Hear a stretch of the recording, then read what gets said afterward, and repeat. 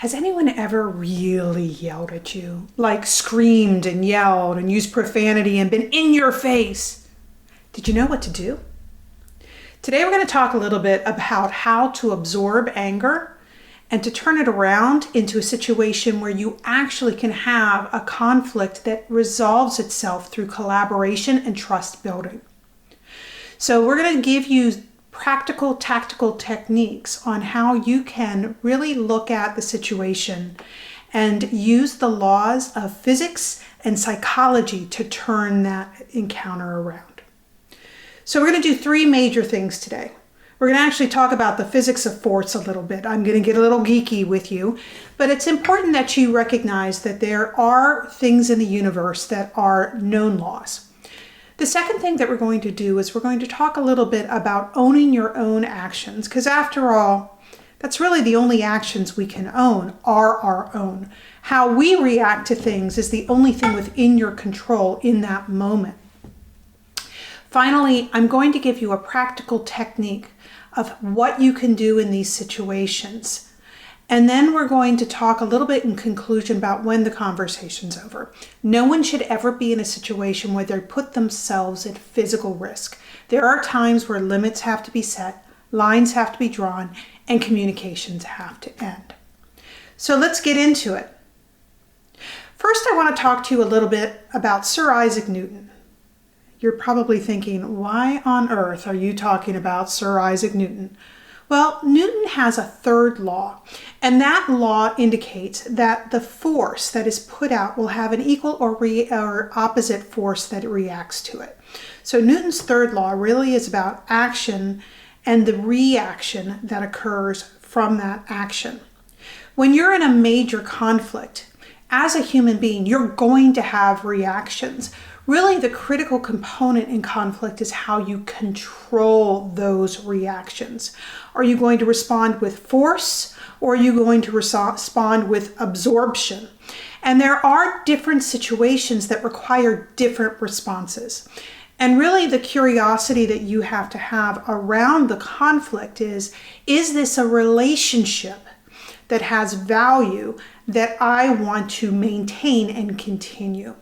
If that's the case, then if you respond to force with force, what you're doing is pushing that individual away from you. You are eroding that relationship. If you say this is a relationship I want to maintain and grow, then your reaction to that force is going to be to absorb it. Now, I'm not asking you to be a doormat. At no time is physical violence acceptable. So if you're talking about physical force, you do sometimes absorb that physical force as a way to get out of a situation. Think martial arts. I'm an old Karate Kid girl. Think about how you absorb the blow to return the blow.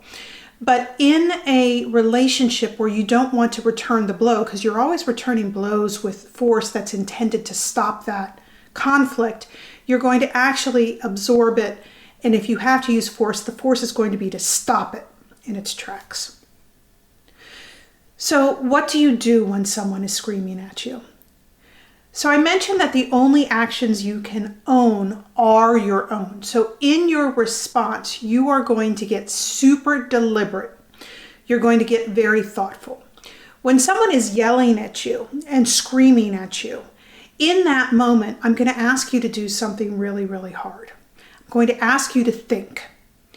Now, that's not an insult to your intelligence. The reason that I'm saying that it's very, very hard is that you are a member of the animal kingdom.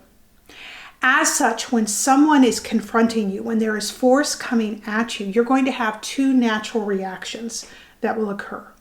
Those two reactions are fight or flight. You've heard that phrase before, fight or flight. Is this a situation where you're going to push back, or are you going to run? And the reason I'm telling you, I'm asking you to think and shut down that natural reaction, is that actually what you're going to do is you're going to be calculating in that moment. How am I going to handle this situation? If it's somebody who is coming at you with physical violence, I want you to run.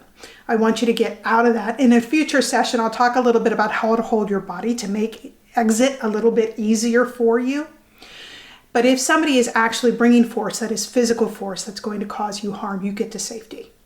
That's the first piece. If, however, it is a verbal attack, you may need to use force, i.e. force in a hard limit. With all due respect, I've been nothing but polite to you. I'm going to ask that you refrain from screaming profanity at me so that we can come to resolution of this. Using profanity and calling me those names is not acceptable behavior. Now, if you've decided you have to use verbal force, what I'm going to say is that if you don't absorb those reactions first, they're not going to hear you. So you can use as much verbal force as you want, and all you're doing is escalating that encounter. So I'm asking you to kind of own your actions and really do some evaluation. Usually you can have a different approach than meeting force with force, so yelling back. Instead, what you can do is really look at, if they're loud, you get soft. If they're doing pressured speech and they're speaking very quickly, speak slower. Using the opposite response is a really important tool in your tool chest. So as they're yelling and yelling and yelling and you're getting quieter and quieter and quieter, one thing that's really interesting is they'll begin to have difficulty hearing you. And so they'll naturally reduce their volume to be able to hear you. Likewise, if they're speaking very quickly with pressured speech, as your speech becomes slower and more melodic and calmer, what will happen is that you're naturally going to create their counter reaction to your response and help them to slow their speech so that you can find a resolution. So remember, as you're kind of absorbing those things, you want an opposite to reaction to what you're seeing. Unless, again, you're in a physical danger or it's really completely out of control. It's in a lobby area and everyone is watching. You're about to go viral. In that situation, you may have to have a firm stop. I want to work with you. So some other things to think about are who is around you. If you have an audience, your reaction is not only for the person you're interacting with, your reaction is also for the audience. Consider in today's world that you always can go viral.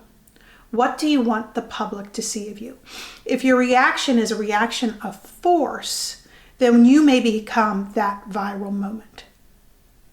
If instead the reaction is a reaction of absorption, then you're going to come off as the bigger person.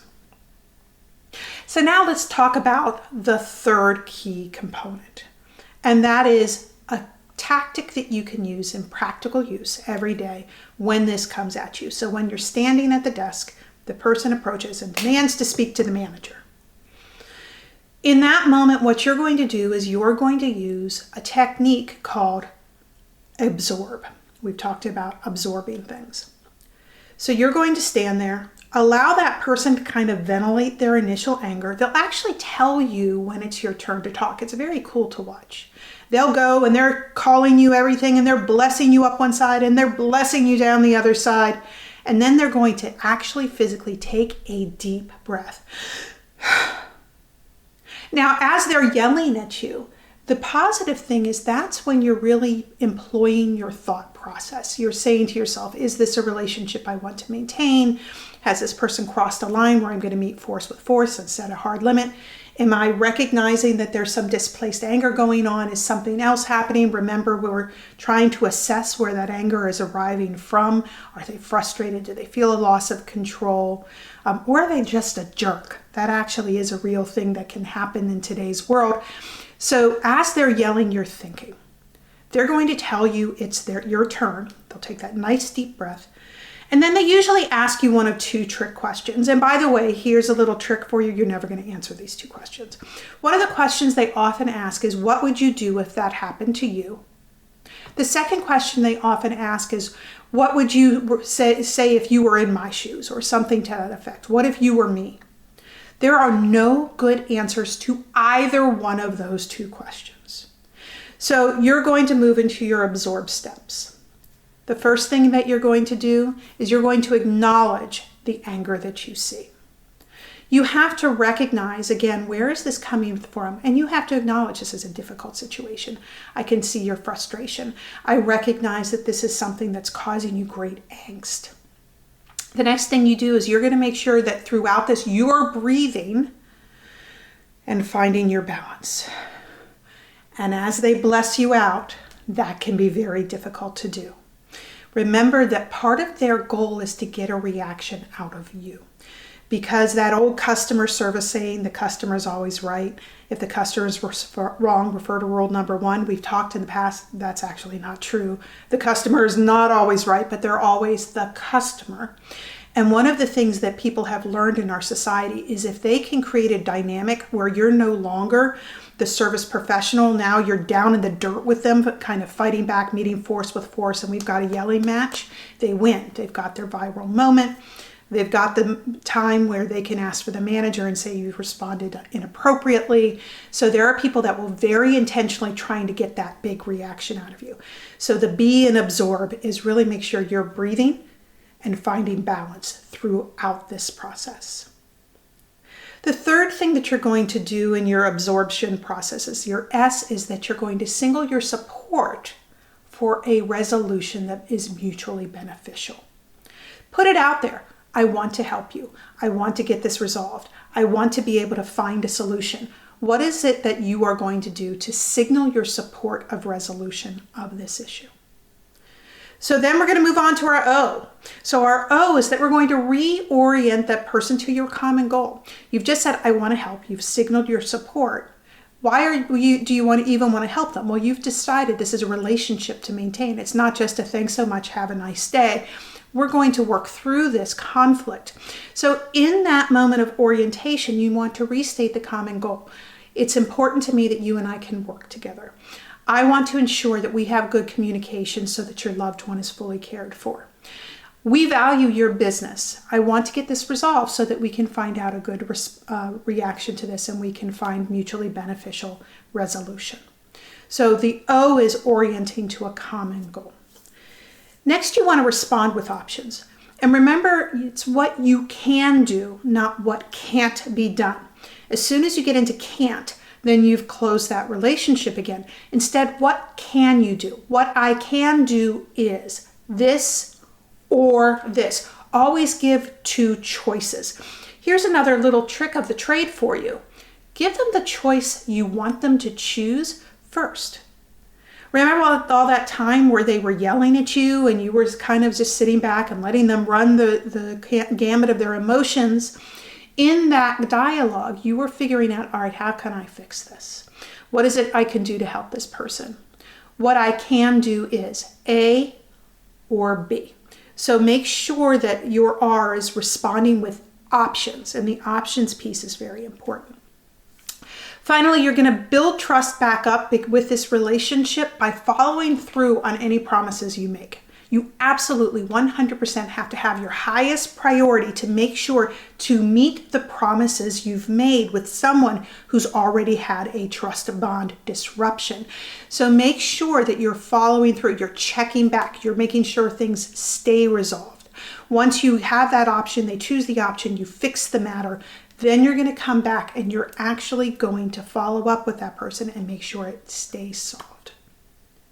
So we talked a little bit about the physics of Newton's third law. We've talked about the importance that every action has an equal or opposite reaction. So we're using opposite reactions because we've owned our own response to this. We've created an environment where we're controlling this conflict. We've used our absorb methodology. We've acknowledged, we've breathed and balanced, we've oriented to the common goal, we've responded with options, and we're building trust through resolution. So what I want to talk a little bit about is, in closing, a couple of really important points. I used to describe myself as an emotional sponge. So in that description, what I meant by that is that I would take people's anger and intensity and I would just absorb it, but I would hold it inside of myself. What that leads to is burnout. So we have to be careful that we may be absorbing things in, but we are not a sponge, we are a pass-through.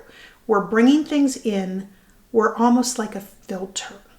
We bring in the anger, we filter the anger through collaboration, but we still allow that water to flow through. The toxicity stays behind. We've resolved the toxicity, but we're not absorbing all of those emotions and holding them inside of ourselves. All that does is it burns us out. So make sure that you do some self-evaluation, that you are a filter, not a sponge. The second thing is, I am going to reiterate again that there is no situation in which you should tolerate physical or verbal abuse. Abuse is different than anger. When someone is swearing and cursing, they can be looking at it in two different ways. They can be swearing and cursing at the situation, which I'm from the Northeast. For me, that was just adjectives. It was a way we describe things, as we use profanity. I grew up in a world that had a lot of profanity. I then moved to the South, where profanity is absolutely not as common where I moved to. And so it became something that would create great reactions. So are they swearing about the situation because culturally that's something they do? Or are they swearing at you? So are they talking about the filth and flarnin situation, or are they saying you're a filth and a flarn? There's a difference. The final thing I'm going to say is this. No matter what interaction occurs, I don't want you to expect yourself to be calm. I have been screamed at thousands and thousands of times. I have had people scream at me and curse about a situation. I've had people scream and curse at me. I've been hit. I've been spat upon. I've had people throw things at me. I've actually had somebody give me my son's name, my home address, my son's elementary school, and told me they were on a mission from God and they were going to resolve matters. That is not okay. In that particular situation, trust me, the police were involved because that was a terroristic threat against my child. Mama Bear really wanted to come out in the moment. It took every bit of professionalism in me not to respond to that force with a very strong force. But in most situations, you don't cross that line. I say most situations because our society is becoming a society of hate clicks. People are trying to get people's reactions. They're filming them. They're becoming brand assassins. So as you're working with your team, recognize that in today's world, your ability to absorb anger and to address it is even more important because it protects you. It's still not okay for them to have verbal violence or physical violence. In those situations, I want you to take the appropriate step. Sever the relationship, call the authorities, make sure that you keep your team safe.